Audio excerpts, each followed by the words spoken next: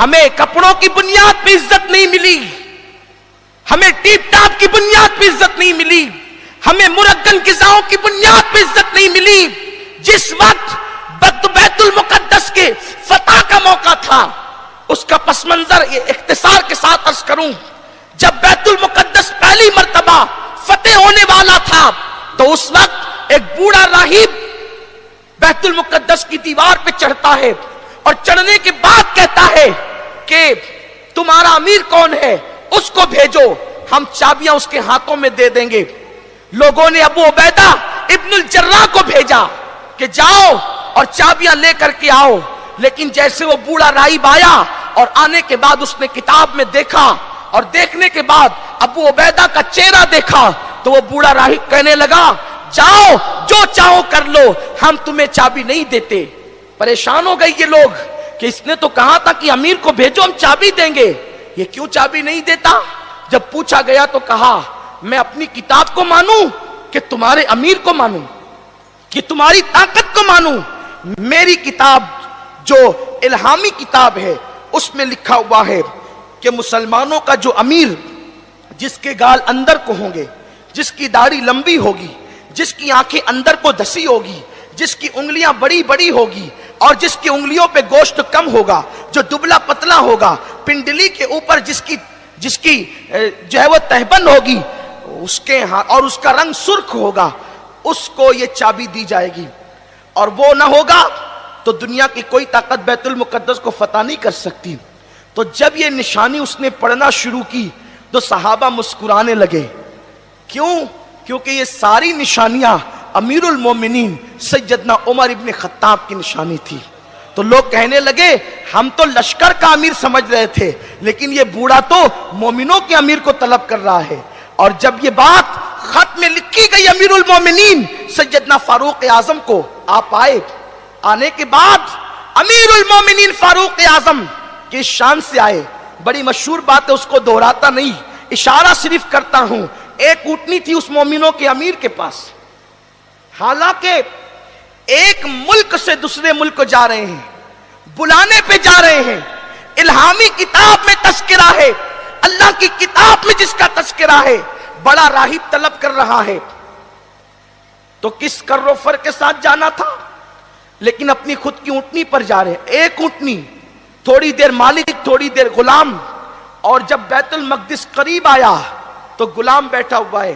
فاروق اعظم نے جو چمڑے کے موزے پہنے ہیں وہ پھٹے ہوئے ہیں، اور وہ پھٹے ہوئے موزے پیر میں تو نظر نہیں آ رہے تھے کہ پھٹے، لیکن بیچ میں ایک نالا آ گیا پانی کا، تو وہ چمڑے کے موزے نکالے اور نکالنے کے بعد اپنے کندھوں پہ ڈالے۔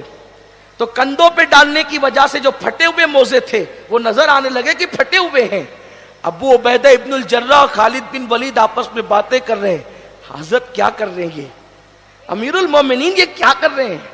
وہ پھٹے ہوئے موزے پیر میں تھے تو چھپے تھے، ایک کندھوں پہ ڈال دیے تو نظر آ رہے ہیں، ان پہ کیا اثر پڑے گا، ان پہ کیا رعب ہوگا، کیا دبدبا ہوگا؟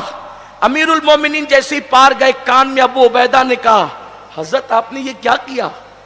پورا بیت المقدس آپ کا منتظر ہے کہ مومنوں کا امیر کون آ رہا ہے، اور آپ اس طرح فقیرانہ شان سے آ رہے ہیں؟ ارے موزے پھٹے تھے، پیر میں نظر نہیں آ رہا تھا پھٹا پن، کندھے پہ ڈالے تو پھٹے ہوئے موزے نظر آ رہے ہیں۔ اتنا سننا تھا، فاروق اعظم کی آنکھوں تیز ہو گئی، گویا کی آنکھوں میں خون اتر آیا ہو، اور آپ نے زمین سے کنکریاں اٹھائی اور اٹھا کر کے ابو عبیدہ ابن الجراح کو پھینک کر کے مارا۔ فرمایا اگر تیری جگہ کوئی دوسرا بندہ یہ بات کرتا تو میں اس کو وہ سزا دیتا کہ وہ لوگوں کے لیے عبرت بن جاتا۔ ابھی رسول اللہ کو پردہ فرمانے چند سال بھی نہیں بیتے، تم لوگ دنیا دار ہو گئے۔ کیا سمجھتے ہو کہ موزوں کا حسن عزت دیتا ہے، یا کپڑوں کا حسن عزت دیتا ہے، یا سرخ ہونٹوں کا کر و فر عزت دیتا ہے؟ سن لو، ہم ذلیل قوم تھے، ذلیل، ہم اونٹ چرانے والے تھے، ہم بکریاں چرانے والے تھے۔ حال یہ تھا کہ ہم 3 اونٹوں کو بھی ایک قطار میں کھڑے رکھنے کی طاقت نہیں رکھتے تھے، لیکن جب سے اللہ نے اپنا دین عطا کیا، دامن مصطفیٰ عطا کیا، اللہ نے ہمیں عزت عطا کر دی۔ ہمیں موزے اور کپڑوں نے عزت نہیں دیے، ہمیں مصطفیٰ کی غلامی نے عزت عطا کی ہے، ہمیں اللہ کے دین نے عزت ہے جب تک دین پر رہو گے عزت دار رہو گے، دین سے دور ہو جاؤ گے ذلیل کر دیے جاؤ گے۔ دین کو چھوڑ کر عزت ڈھونڈنے والوں، عزت کہاں ہے؟ وَلِلَّهِ الْعِزَّةُ وَلِرَسُولِهِ وَلِلْمُؤْمِنِينَ، عزت تو اللہ کے لیے ہے، عزت تو اللہ کے رسول کے لیے ہے، عزت تو مومنین کے لیے ہے۔ لیکن حیرت ہو گئی، حد ہو گئی، نوکریوں کے لیے داڑیاں چھوٹ رہی ہے، نماز چھوڑنا کوئی خاص بات نہیں مسلمانوں کے لیے، نماز چھوڑنا کوئی خاص بات نہیں مسلمانوں کے لیے، نماز چھوڑنا تو ایک عام بات ہے، جبکہ اللہ کے حبیب نے فرمایا من ترک الصلاۃ متعمدا فقد کفر، جس نے ایک وقت کی نماز جان بوجھ کے چھوڑ دی وہ کافر ہو گیا۔ حدیث کا جو ہے وہ لغوی اور لفظی معنی یہی ہے۔